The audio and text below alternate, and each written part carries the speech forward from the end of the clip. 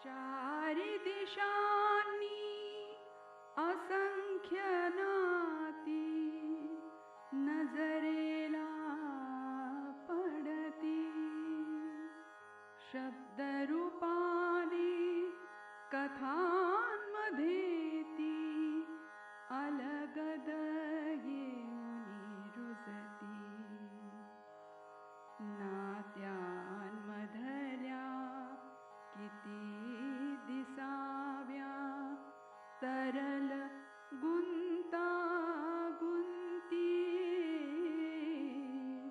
उलगडू बघता हलक्या हाते गुंगुन जाते मती. गुंगुन जाते मती.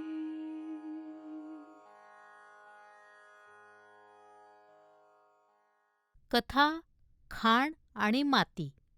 लेखन आणि वाचन डॉक्टर अनघा केसकर. खोलीच्या दारातून आत शिरण्याआधी प्रतापनं आत पाहिलं. पुढ्यात पुस्तक ठेवून समोरच्या खिडकीतून परसातल्या डेरेदार आंब्याकडे आणि त्या पलीकडे पसरलेल्या हिरव्या रंगाच्या विविध छटांकडे बापू काका पाहत होते. बाबा, मला तुमच्याशी थोडं बोलायचंय.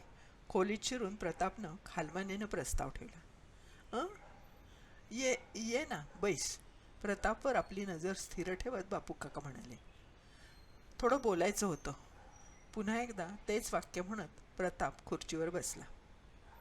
टेबलावरच्या घरगुती बनावटीच्या पेन स्टँडमधून कागदाच्या कापून ठेवलेल्या पट्ट्यांमधली एक पट्टी घेऊन पुस्तकातल्या पानामध्ये खुणेला ठेवत बापू काकांनी पुस्तक मिटलं आणि म्हणाले, बोल, काय म्हणतोयस तू?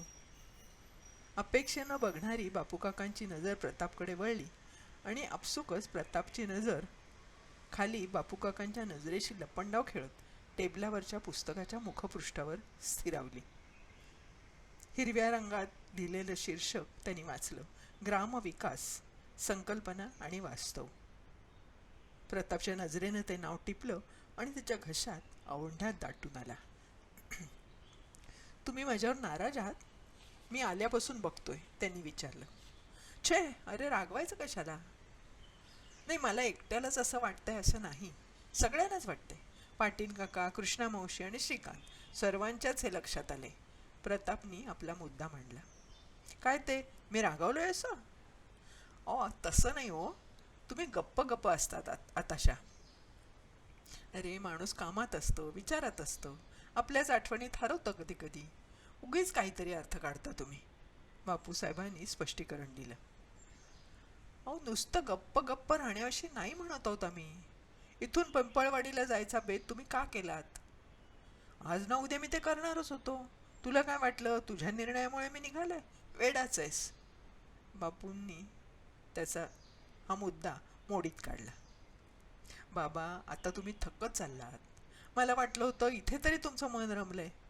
आता सगळा पसारा नव्या ठिकाणी मांडायला आईही नाहीये बरोबर. किती दिवस असे हिंडणार आहात? माझं जायचं ठरलं आणि तुम्ही इथली निर्बाध सुरू केलीत. बाबा, मला तुमच्यासारखं आईसारखं नाही होत आहेत. समजून घ्या ना जरा, कळवळून प्रताप म्हणाला. बापू काकांनी त्याच्याकडे पाहिलं आणि म्हणाले, तसं नाही रे. आमच्या पावलावर पाऊल ठेवून तू चालत नाहीस याचा मला अजिबात राग नाही. तुला तुझी मतं आहेत, बुद्धी आहे, हे सगळं मला कळतं. तुझ्या जाण्याशी माझ्या निर्णयाचा संबंधच नाही. तुझं ठरायच्या आधीच माझ्या हालचाली सुरू झाल्या होत्या. तू तुझ्या गडबडीत होतास, त्यामुळे तुझ्या लक्षात आलं नाही. पिंपळवाडीचे सरपंच, तरुण कार्यकर्ते गेल्या वर्षापासून माझ्याकडे येत आहेत. नाना ठकारांना इथले सगळे व्यवहार माहीत आहेतच. 6 महिने त्यांना आणखी तयार करण्यात घालवले. पण बाबा, इथून जायलाच हवंय का? तुम्ही इथे ठीक आहात ना? घडी बसलेली आहे. मी जर अटलांटाला जायचा बेत केला नसता तर तुम्ही इतक्या तडकाफडकी असा निर्णय घेतला असतात का? प्रतापने विचारलं. पहिली गोष्ट म्हणजे हा निर्णय तडकाफडकी घेतलेला नाही. हात लांब करून जरा पुढे झुकत कपाटावरच्या फाईलीमधली तपकिरी रंगाची फाईल घेऊन बापू काकांनी उघडली. त्यांना हवा तो कागद सापडल्यावर ती उघडी फाईल तशीच प्रताप समोर ठेवली. हे बघ, ही तारीख बघ, सप्टेंबर 1997. पिंपळवाडीच्या शेलारनं कळवलंय की 6 महिन्यांचा मला अवधी द्या, इथली कामं मार्गी लावून मग मी येतो.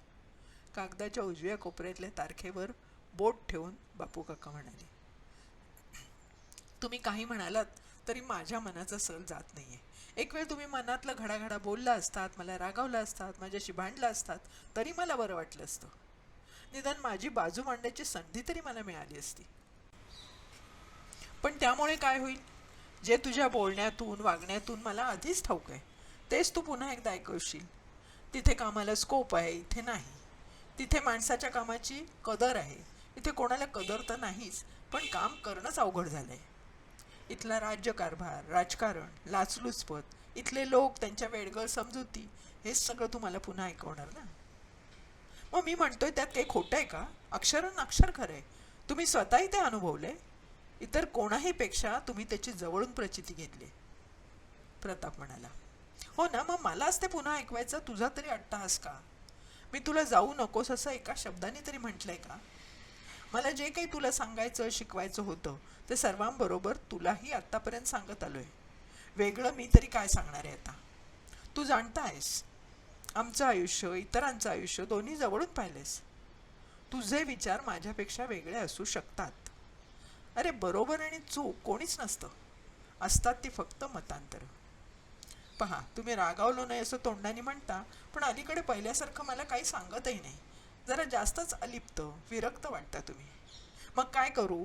रागावणं संतापणं नको असेल तर निर्लेप नको का व्हायला? आणि मी तुला तरी दोष कसा देऊ? माझ्या बाबांनी मोठ्या आशेनं मला FRCS करायला पाठवलं होतं. अगदी ऐपत नव्हती तरी पोटाला चिमटा घेऊन पाठवलं होतं. माझ्या बाबतीत त्यांची किती स्वप्न होती. काय दिलं मी त्यांना त्याच्यातलं? धड कोर्सही पूर्ण केला नाही. ना गडगंज प्रॅक्टिस, ना गाडी बंगले. माझ्या आईच्या शब्दात सांगायचं तर हे भिकेचे डोहाळे घेऊन मी इंग्लंडहून परत आलो. मला जे भावलं पटलं ते केलं. आज तू तुझं आयुष्य तुझ्या मर्जीप्रमाणे बेततोयस तर मी कोणत्या तोंडानं तुझ्यावर रागावू?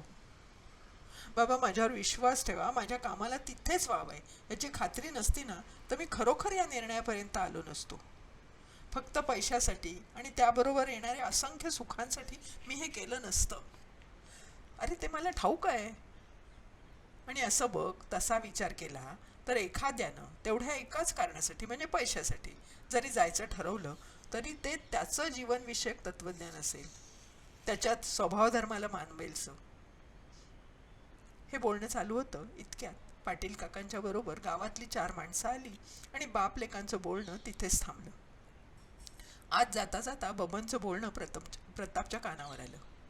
बापू काका, तुम्ही जाऊ नका. आम्ही लई त्रास दिला होता तुम्हासनी. आमचं डोकंच वाकडं होतं. तुम्ही किती बी सांगितलं तरी पटत नव्हतं तेव्हा. पण आता सारा गाव तुमच्या मागं आहे. आता जायची भाषा कशापायी करताय? बापू काकांनी यावर दिलेले उत्तर न ऐकताच प्रतापला समजलं होतं. बाभोळगाव सोडून चांदगावला जाताना आणि चांदगावहून उदगावला जाताना तिथल्या गावकऱ्यांशी झालेल्या प्रश्नोत्तरांची उजळणी आजही प्रतापला ऐकू येत होती. त्यांनी प्रत्येक वेळेला हेच सांगितलं होतं, तुमच्यावर रागावून मी चाललो नाही बाबांनो. आता स्वतःच्या विकासासाठी काय करायला हवं, कसं करायला हवं हे तुम्हाला कळलंय. आपसातली भांडणं विसरून काहीतरी चांगलं घडवण्यासाठी गावातले तरुण बाया बहिणी एकत्र आलेत. अण्णा, तात्या, भाऊ, पिऱ्या यांच्यासारखे मोरके तुम्हाला मिळालेत. बाबांनो, माझं इथलं अन्नोदक संपलंय. इथे माझी आता गरज नाही आहे. 8-10 वर्षापूर्वी तुम्ही जसे चाचपडत होतात तशा चाचपडणाऱ्यांना माझी जास्त जरूर आहे, वगैरे वगैरे.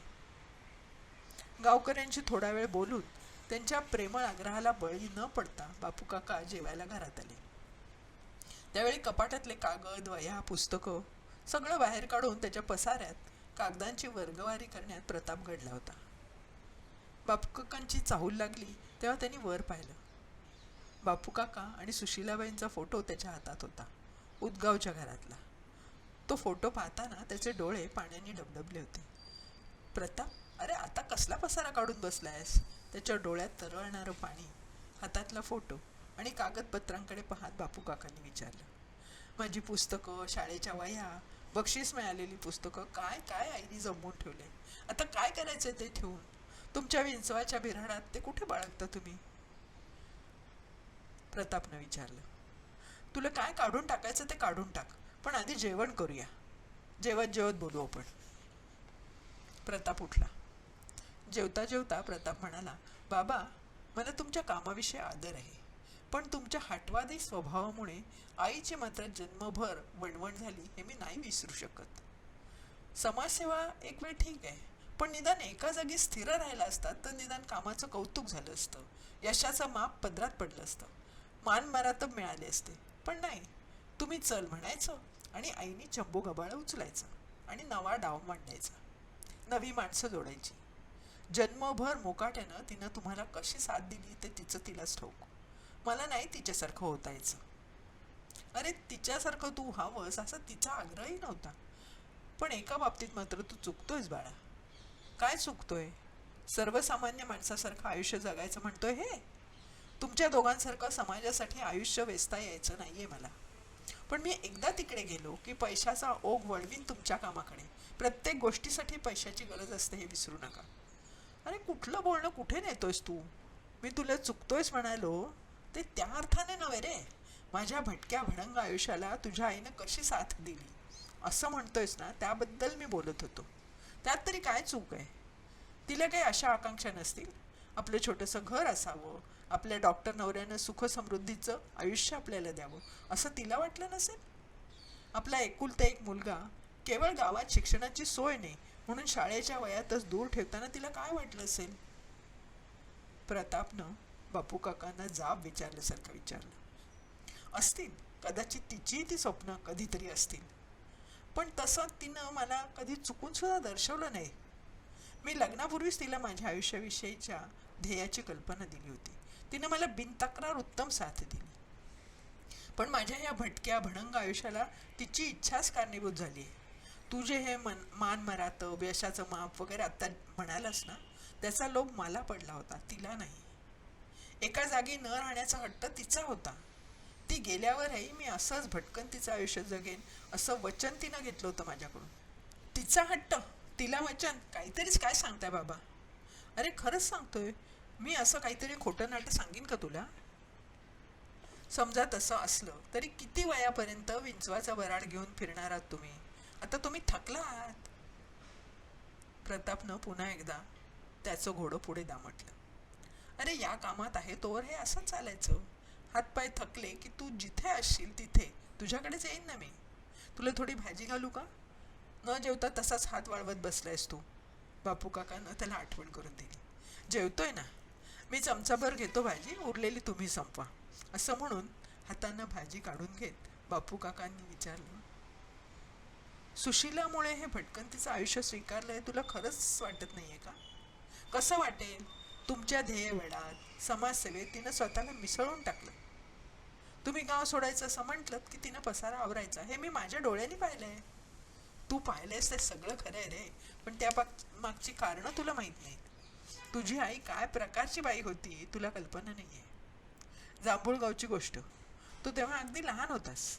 आम्ही घेतलेल्या आरोग्य शिबिराच्या उद्घाटनाला भाऊसाहेब पवार स्वतः आले होते. त्यांनी जाहीर सभेत माझ्या कार्याचं तोंड भरून कौतुक केलं होतं. मला अगदी कृतकृत्य झाल्यासारखं वाटलं होतं.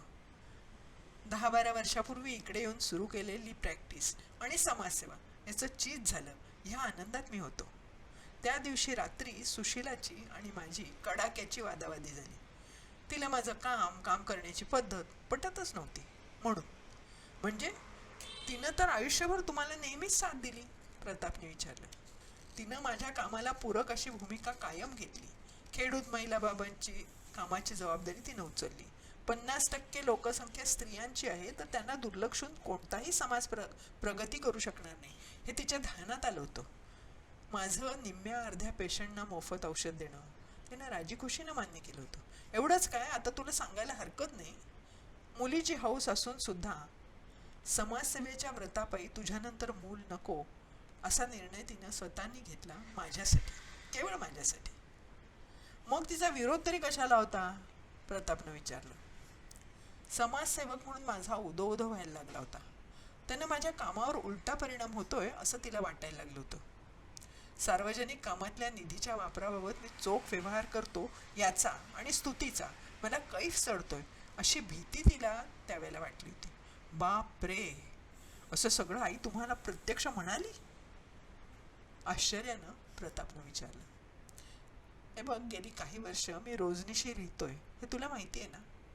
जेवण झालं की त्यावेळची माझी रोजनिशी तुला वाचायला देतो. मला तुमच्याबद्दल अविश्वास नाही वाटत.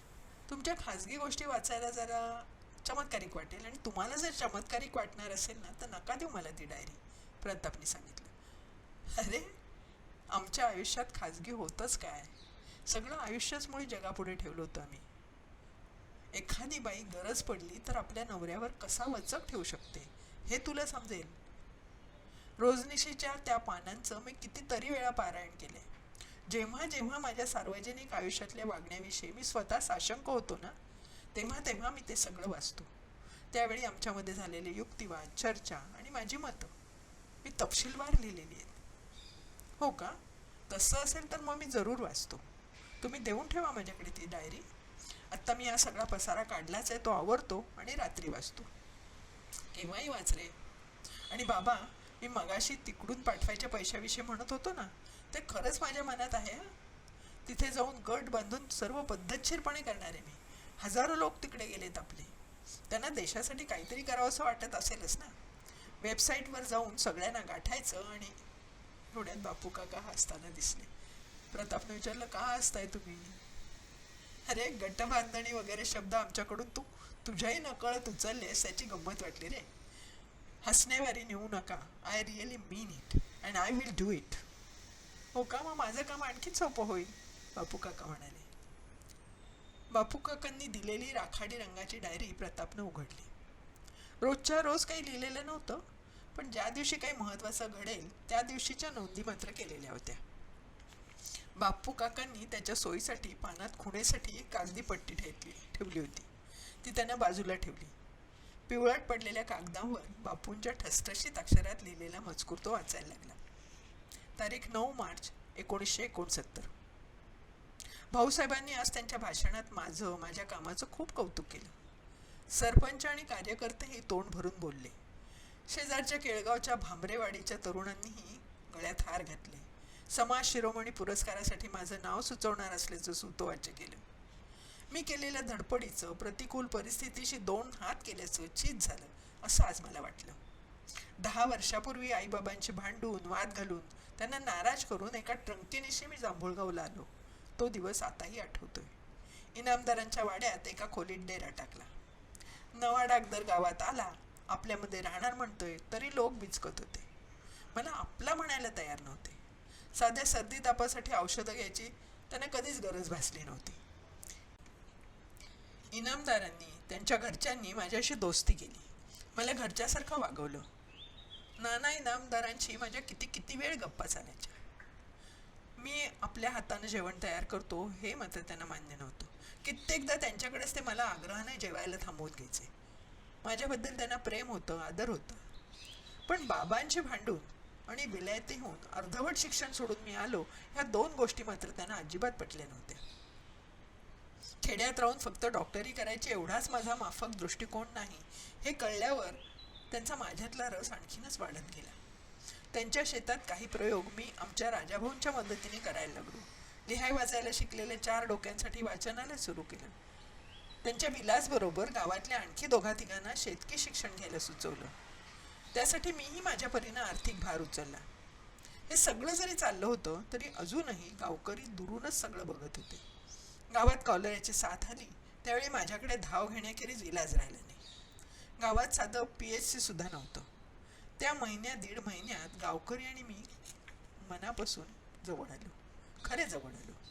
त्यांना माझा भरोसा वाटायला लागला.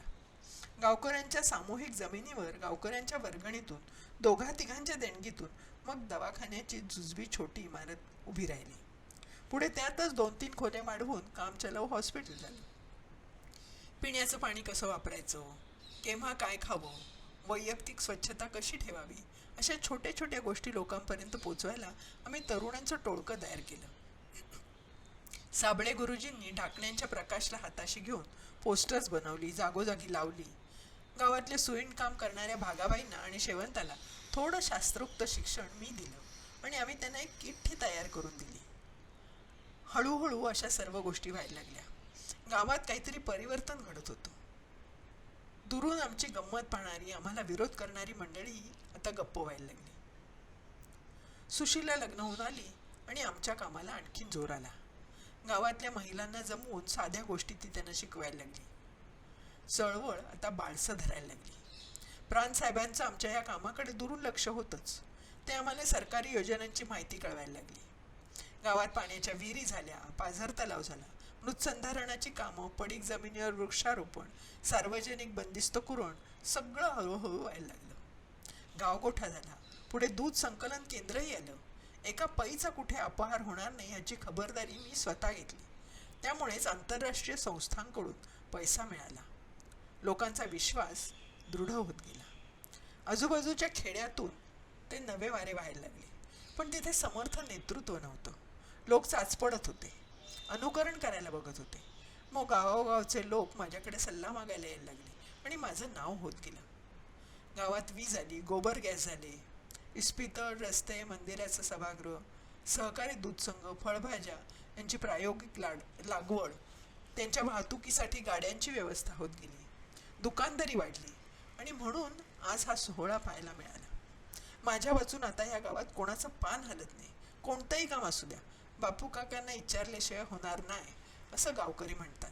तेव्हा अंगावर मूठभर मास चढतं. माझ्या देशासाठी, समाजासाठी सर्वस्वाचा त्याग करून मी जी उडी घेतली त्याचं पुरतं माप समाजानं माझ्या पदरात घातलं. आईबाबाही आता पूर्वीचा विरोध विसरले. माझा फोटो वर्तमानपत्रात आला किंवा रेडिओवर मुलाखत झाली की त्यांच्याही अंगावर मूठभर मास चढतं. त्यांची गाडी घोड्याची हौस मी नाही भागवली, पण टुमदार घर राहायला, प्रतिष्ठित लोकांची उठबस, गावकऱ्यांचे दुवे हे पाहून त्यांना बरं वाटतं. इथेच हे पान संपलं होतं. पुढच्या पानावर तारीख होती 10 मार्च 1969. कालचा दिवसच सुशीलानं माझ्याशी भांडायला निवडला. याचा मला मनापासून राग आला, वाईट वाटलं. दुसरी एखादी बाई तिच्या जागी असती ना तर नवऱ्याच्या कौतुकानं मोहरून गेली असती. पण हिचं काहीतरी निराळच. ते फोटो, समारंभ, मंत्र्यांच्या भेटी काहीच तिला आवडत नाही. असं का? ती का रागावली असेल माझ्यावर? तिला माझा हेवा वाटतोय? ती माझ्या खांद्याला खांदा लावून या कामात आहे हे खरं आहे, तरीही माझंच जास्त कौतुक होतं ह्याचं तिला वैषम्य वाटतंय का? काल जेवताना पंक्तीत सगळे माझ्यावर अभिनंदनाचा वर्षाव करत होते, पण ही नेहमीसारखी उत्साही नाही वाटली. तेव्हा वाटलं होतं तिला इतक्या पाहुण्यांचं टेन्शन आलं असेल. पण रात्री खोलीत आल्यावरही गप्प गप्प आहे म्हटल्यावर मी विचारल्यापासून मला राहावे ना. मी विचारलं, का आज बरं नाही आहे का तुला? कोण म्हणालं? मला काय धाड भरली? सुशीला म्हणाली. कोणी काही बोललं का तुला? नाही बा, मी समाजभूषण बापू काका देशपांडेंची बायको. मला कशाला कोण काय म्हणेल? सगळेजण तुमचं इतकं कौतुक करतायत, तुमच्या वाचून इथे झाडाचं पानही घालणार नाही, मला कोण काय बोलणार आहे? सुशीलाच्या ह्या बोलण्यात मला उपरोधाची छटा दिसली. मग मीही रागावलो. खरंच आहे ते, तुला त्याचं वाईट वाटतंय का? मी रागावून विचारलं. त्याचंच वाईट वाटतंय मला, पण तुम्हाला ज्या अर्थाने वाटतंय ना त्या अर्थाने नाही, आक्रमकपणे ती म्हणाली. आणि मी सटपटलो. वाईट वाटतंय? माझा हेवा वाटतोय असं समजू का मी तिला विचारलं. हेवा नाही, पण थोडी कीव वाटते आणि थोडी भीती. तिनेही धीटपणाने उत्तर दिलं. कीव माझी? आणि भीती कशाबद्दल? आता माझा आवाज चांगलाच चढला होता. असा बेरंग केला, आणि तोही आपल्याच माणसानं. तर माणूस दुसरं कसं वागणार? हे पहा, तुम्ही आवाज चढवणार असलात तर मी काहीच सांगणार नाहीये. सुशीलानं शांतपणे मला ऐकवलं. अरेच! मी तिच्याकडे रागवून पाहायला लागलो तर ती नजरेला नजर खेळवून गप्प. नाही चढवत मी आवाज. मग झालं? आता बोल, अखेर मी म्हटलं. हे तुमचं पक्का आश्वासन आहे? शांतपणे ऐकून घेणार आहात माझं बोलणं? तिनं विचारलं. 5 मिनिटं मी गप्प बसलो, पण ही पुढे बोले ना. ऐकतोय मी काय म्हणायचंय तुला ते. बोल. हे समारंभ, हे कौतुक सोहळे तुमचे पंख कापून टाकतील याची मला भीती वाटते. त्यांचा मोह वाईट. स्तुतीची काय गंमत असते माहिती आहे का? ती कानावर पडेपर्यंत शहाण्या माणसाला आपल्या क्षमतेची नुसती व्यवस्थित जाणीव असते, पण एकदा ती ऐकली, वारंवार ऐकायला मिळाली की उगीच आपण आहोत त्यापेक्षा जास्त महान वाटायला लागतो. आजूबाजूला सगळेच लोक कौतुक करायला लागले की आपण खरोखरच अति महान आहोत असा विश्वास बसायला लागतो. शांतपणे ती म्हणाली, तुला काय म्हणायचंय? आज सर्वांनी जे काही भाषणात सांगितलं ते खोटं होतं का? की त्यामुळे लगेच गर्वाने माझी छाती फुगून गेली आहे असं तुला वाटतंय? मी रागावून विचारलं. अजून तसं झालेलं नाही आहे, पण हे असंच चाललं ना तर काही दिवसांनी तसं होऊ शकेल. अहो, तपस्वी लोकांना सिद्धी मिळाली की त्यांचं तपश्चर्यातलं लक्ष विचलित होतं असं म्हटलं जातं. तसं या समारंभाचं असतं. म्हणून मला भीती वाटते. नशीब भाषणातलं सगळं खरं आहे हे तू कबूल करतेस, पण मग ते अतिमहान वगैरे वाटणं काय बोललीस ती?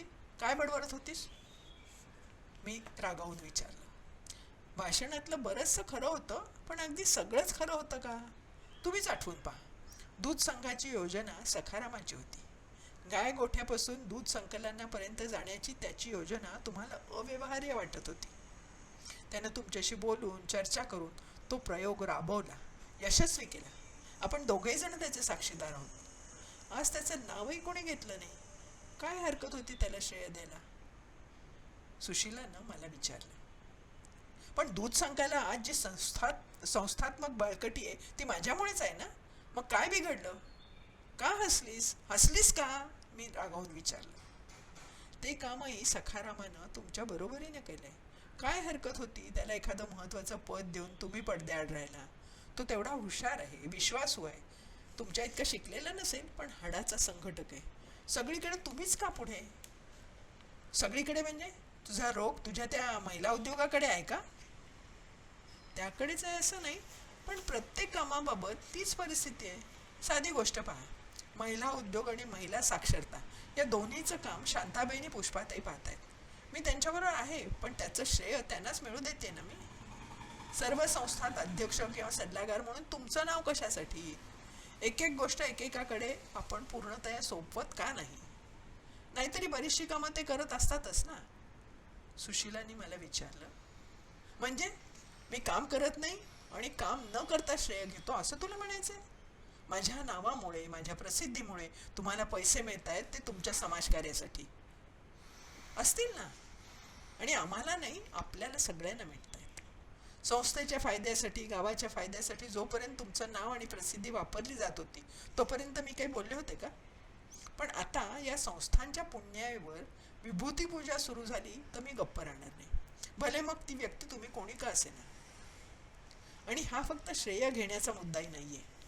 लोकांना आपल्यावर अवलंबून राहायची सवय लावायचा मुद्दा आम्हाला जास्त महत्वाचा आणि चुकीचा वाटतो.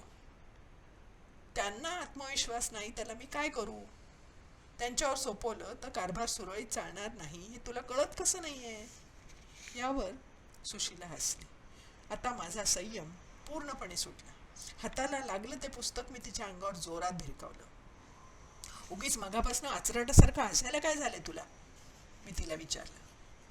हे पहा, रागावून ओरडून बोलला म्हणजे तुमचं म्हणणं खरं होत नाही. कोणी विरोध केलेला ऐकायची सवयच राहिली नाहीये तुम्हाला. तुम्ही ठरवायचं आणि सगळ्यांनी मुकाट्यानं माना डोलावायच्या तुमच्या बोलण्याला. ज्यांना आत्मविश्वास नाही असं तुम्ही म्हणताय ना, त्यांना तो का नाही ह्याचा विचार केलाय तुम्ही? नाही केला. तुला सगळंच कळतंय ना, तूच सांग ना मग, का मी त्यांचा आत्मविश्वास घालवलाय असं तुला म्हणायचंय? ते मात्र मी मुळीच मान्य करणार नाही. मी त्यांना शिकवून शहाणं केलं, त्यांच्यातल्या सुप्त शक्ती त्यांना दाखवून दिल्या, का तेही तुला मान्य नाहीये? मान्य आहे ना, तुम्ही त्यांना शिकवलं, मोठं केलं, ते सगळं खरं आहे. पण रागावू नका, तुमच्यापेक्षा त्यांना मोठं होऊ देत नाही आहात तुम्ही. त्यांना स्वतंत्रपणे निर्णय घेऊ द्या, चुकू द्या. बरोबर निर्णयासाठी पाठीवर शाबासकीची थाप द्या. चुकले तर त्या चुका सुधारायचा मार्ग दाखवा. चुकीतून ते शिकतील. बाई ग, हा सार्वजनिक पैसा आहे, त्या चुकीची किंमत केवढी होईल? शिवाय कामाची पिछेहाट होईल त्याचं काय? अहो, त्या पिछेहाटीतच पुढच्या आगेकुचीची बीज असतील. तुमच्या आधारा वाचून त्यांना वाढायला शिकवल्यासारखं होईल ते. माझ्या वाचून? मी विचारले. का? धक्का बसला? तुमच्या वाचून कोणी वाढू नये? मारुतीच्या बाबतीत काय म्हणाल तुम्ही? त्याला आत्मविश्वास नाही? केवळ तुमचा मान राखायचा म्हणून तो प्रत्येक बाबतीत तुम्हाला सल्ला विचारतो. तो तुमच्या वाचून नाही शाळेचं काम बघू शकणार? माध्यमिक शाळेच्या प्रस्तावाचे सर्व तपशील त्यांना नाही ठरवले? सरकार दरबारी खेटे घातले, कागद पुढे सरकते ठेवले. तुम्हाला न सांगता त्यांना काही केलेलं तुम्हाला आवडत नाही, म्हणून तो येतो, तुम्हाला विचारतो, तुम्हाला सांगतो. मी मारुतीला पुढे येऊ देत नाही, दाबतोय, असं तुला खरंच वाटतं का? तुला माझे दोषच काढायचे आहेत का फक्त? नाही, तसं नाही. तुमच्या सर्व गुणांची, कर्तृत्वाची मला पूर्ण कल्पना आहे. माझ्या इतकी ती दुसऱ्या कुणालाच असणार नाही. आज जे बोललं गेलं त्यापेक्षा तुमच्याकडे खूप जास्त आहे. कोणी तुमच्यावर शेंदूर फासून तुम्हाला देव बनवून निष्प्रभ केलेलं मला आवडणार नाही. तसंच सत्तेसाठी तुमचं प्यादं बनवलेलंही मला चालणार नाही, आणि म्हणून माझा या समारंभांना विरोध आहे. माझ्याजवळ येऊन बसत माझा हात हातात घेऊन ती पुढं म्हणाली, आणि संस्थेपेक्षा किंवा आपल्या जीवनविषयक तत्त्वज्ञानापेक्षा व्यक्तीनं स्वतःला मोठं मानू नये, हे तरी तुम्हाला मान्य असेल. इथेच अडकून पडू नका, यापेक्षा खूप मोठं काम तुम्हाला करायचं आहे. हे बोलताना तिच्या दोन्ही डोळ्यात माझ्याविषयी नेहमी दिसणारं प्रेम होतं. समजावताना आपसूक डोकावणारं आर्जव होतं. त्या दिवशी हा विषय सुशीलेनं तिथंच थांबवला. नंतर तिच्या कामाविषयी ती काहीतरी सांगत राहिली. मी पुन्हा विषय काढायला लागलो तेव्हा म्हणाली, तुम्ही या सर्व गोष्टींचा 4 दिवस विचार करा. आपण या विषयावर बरोबर 15 तारखेला बोलू. तोपर्यंत आपण विचार करायचा आहे, बोलायचं काही नाही. प्रतापनं पुढचं पान उघडलं. तारीख होती 11 मार्च 1969. सुशीला जे बोलली त्यामुळे मला प्रथम खूप राग आला तिचा. तिला माझ्याबद्दल असं वाटावं याचं वाईटही वाटलं. सगळेजण माझा गौरव करत असताना सुशीलानं मात्र मला ओळखू नये याचं वैषम्य मला वाटलं. पण ती मला ओळखतच नाही असं म्हणणंही चूक आहे. ती नुसतीच माझी पत्नी नाही, सर्वार्थानं सहधर्मचारिणी आहे. तिला जर हे सगळं असं इतक्या प्रकर्षानं जाणवत असेल तर खांदे उडवून त्याकडे दुर्लक्ष करता येणार नाही. ती काही इतर बायकांसारखी आंधळं प्रेम करणारी, घराच्या 4 भिंतीत राहिलेली अननुभवी स्त्री नाही. सुशीलाच्या बोलण्यात काही ठोस आक्षेप होते. अगदी ॲनालिटिकली पाहिलं तर ते आक्षेप असे होते, माझा बराचसा वेळ गौरव समारंभ, मान सन्मान ह्याच्यात जातो. त्यामुळे मी आत्ममग्न व्हायला लागलो असून आत्मपरीक्षण न करता स्तुतीच्या सर्व शब्दावर मी विश्वास टाकतोय. मी संस्थेत इतरांना वाढू देत नाही. खरी कामं करणाऱ्या लायक माणसांना द्यावं तितकं न्याय्य श्रेय न देता मी ते स्वतःकडे घेतो. धडाडीच्या कार्यकर्त्यांनाही माझ्यावर अवलंबायची सवय मी लावतोय. या प्रत्येक आक्षेपावर मी विचार केला. इतर सगळ्यांना आपण फसवू शकतो, पण स्वतःच्या मनापाशी चूक बरोबरचे सगळे हिशोब कबूल करायलाच लागतात. सुशीलाच्या प्रत्येक आरोपात, आक्षेपात तथ्य आहे हे मला कबूल करायला हवं. काम करता करता मी कुठवर आलो हे जसं मला कळलं नाही, तसंच अनिष्ट काय करत गेलो हेही मला समजेनासं झालं होतं. या सर्व आक्षेपांचा गोळाबेरीज अर्थ असा की बापू देशपांडेनं देशसेवा केली, अगदी झटून सचोटीनं केली. आपण करतो ते सर्व बरोबरच असतं असा त्याचा गंड. स्वतःचं साम्राज्य निर्माण केलं. सत्तेचं नवं रूप त्यातून त्याच्या हाती आलं. तिच्या मोहात तो गुरफटला. कामापेक्षा, संस्थेपेक्षा त्यानं स्वतःचं महत्त्व वाढू दिलं. ते वाढवायला हातभार लावला. आणि हे सगळं अक्षम्य आहे. यातून स्वतःची आणि माझ्या संस्थांची मला सुटका करायला हवी. मला हसूच आलं. म्हणजे पहा, मनातल्या मनात स्वतःशी बोलतानाही मी संस्थांना माझ्या संस्था म्हणतोय. हे मी पण, माझं पण मला कमी करायला हवं.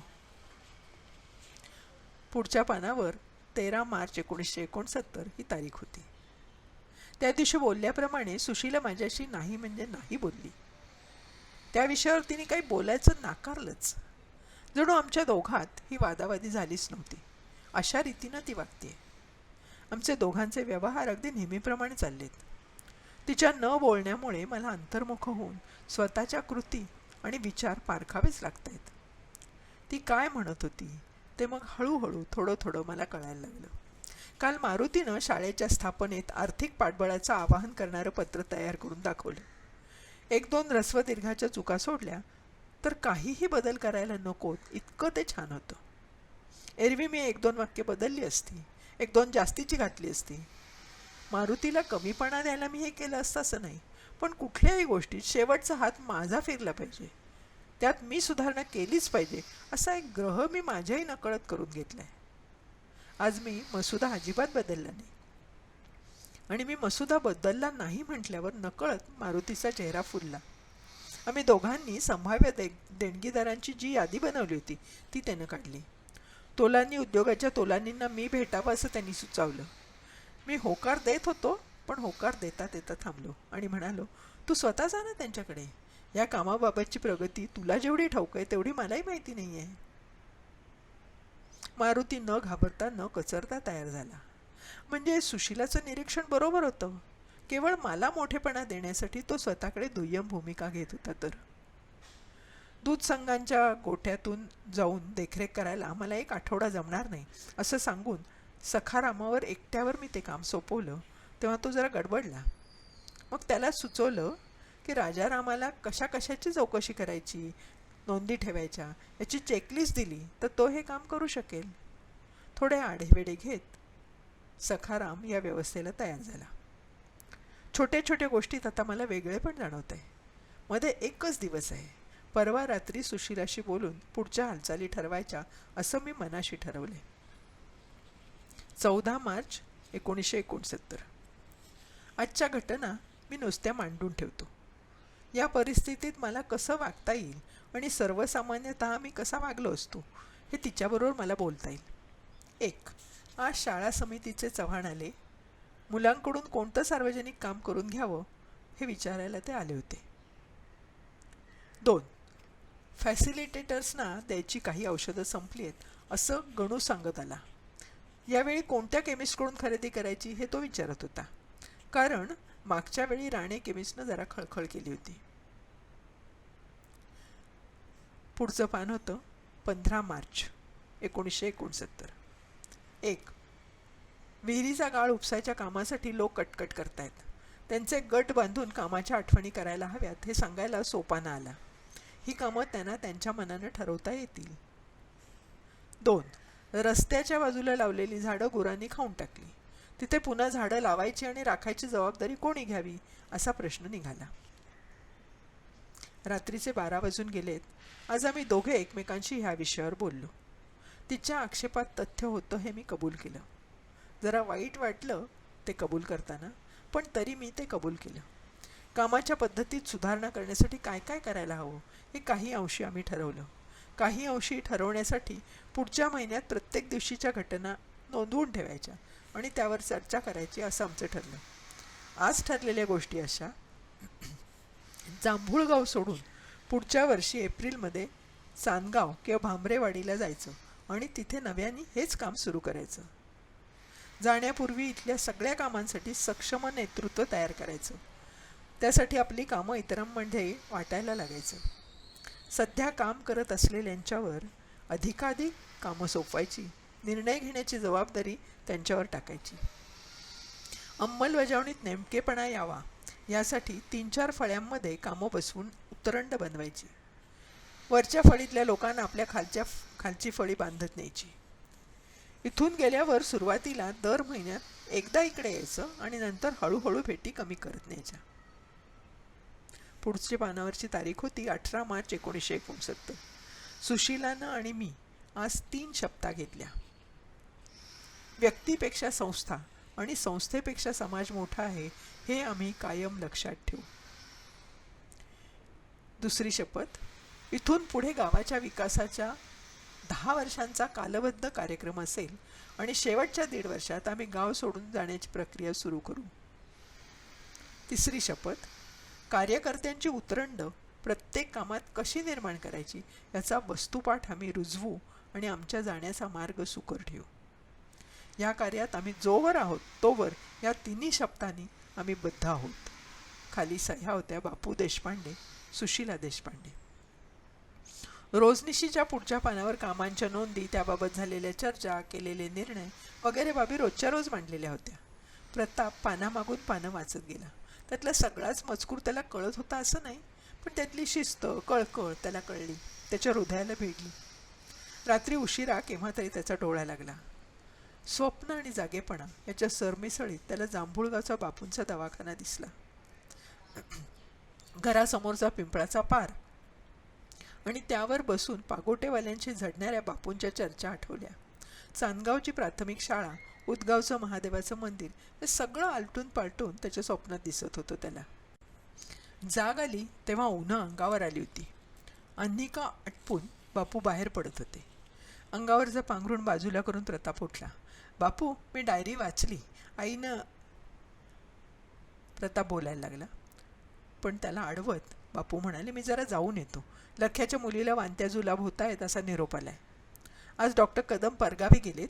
दवाखान्यात पेशंट वाट बघत असतील. मी आल्यावर बोलूया. दूर जाणाऱ्या बापूंच्या पाठमोऱ्या आकृतीकडे प्रताप पाहत राहिला. बापूंचे खांदे अलीकडे फार उतरलेले वाटतात. चालही पुष्कळ धीमी झाली आहे. परवापर्यंत हालचालीत जाणवणारा जोश आता कमी होतोय हे पुन्हा एकदा प्रकर्षानं प्रतापला जाणवलं. गळ्यात दाटून आलं. सत्तरी उलटली. बाबा आता थकले. तो स्वतःशी पुटपुटला.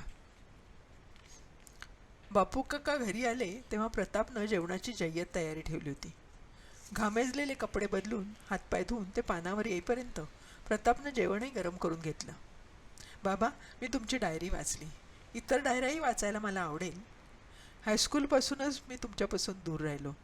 4 दिवस इथं आलो तरी तुम्ही आपल्या आपल्या कामात असायचात. आपले आईबाबा, आपलं घर इतरांसारखं नाही आहे हे मला कळत होतं. तुम्ही दोघे माझ्या वाट्याला येत नाही याचा रागही यायचा मला. दुःख व्हायचं. आणि आजी आजोबांनाही हे आवडायचं नाही. तसं ते माझ्यापाशी बोलायचंही नेहमी. काल तुमच्या कामाचा आवाका मला थोडा समजला. तुम्ही काल मला काय सांगायचा प्रयत्न करत होता त्याचीही मला कल्पना आली. मग पटलं ना मी काय म्हणतोय ते? मी काही तिला दोष देत नव्हतो तुला सांगितलं तेव्हा. हो, आईनं तुम्हाला एका गावाशी बांधून घेण्यापासून वाचवलं हे मला पटलं. माझ्यावर रागावून तुम्ही जात नाही हेही पटलं. तो तुमच्या व्रताचा भाग आहे. वाईट एवढंच वाटतं की तुमच्या दोघांच्या पोटी येऊन तुम्हाला जवळून पाहूनही माझ्यामध्ये मात्र यातलं काहीही आलेलं नाही. शहरी जीवनाच्या सुखसोयींशिवाय मी राहूही शकत नाही. पण मी आहे हा असा आहे, काय करू? बापूंनी खांदे उडवले आणि म्हणाले, एक माणूस दुसऱ्या माणसासारखं नसतं हीच तर आयुष्याची गंमत आहे. अरे तुझं क्षेत्र निराळं, जास्त व्यापक आहे ते. तुला जे करावं असं वाटतं ते तू अशाच व्रतस्थपणे करशील याची मला खात्री. आणि तेवढंच मला पुरेसं आहे. बाबा, मी पुढच्या महिन्यात जाईन. पुन्हा कधी येता येईल, किती काळासाठी येईन हे मला माहीत नाही. माझं फक्त एक ऐकाल का? पिंपळगावला जाण्यापूर्वी 1 आठवडा तरी माझ्या मठीवर येऊन राहाल? तुम्ही फक्त माझे बाबा व्हा. मला तुमची सेवा करू द्या. मी तुम्हाला आराम देईन. मला तुमची आई होऊ द्या. माझ्या आनंदासाठी एवढं कराल ना? अरे वेडा आहेस का? हो, वेडाच समजा मला. आणि माझा वेड्याचा हा हट्ट पुरवा. माझं हे एवढं ऐकलं तर माझी खात्री पटेल की माझ्या जाण्यानं तुम्ही नाराज झालेले नाही. तुमचा अपेक्षाभंग झालेला नाही. ठीक आहे, पुढच्या आठवड्यात निघू आपण. आता झालं? थँक्यू बाबा. Thank you very much for everything.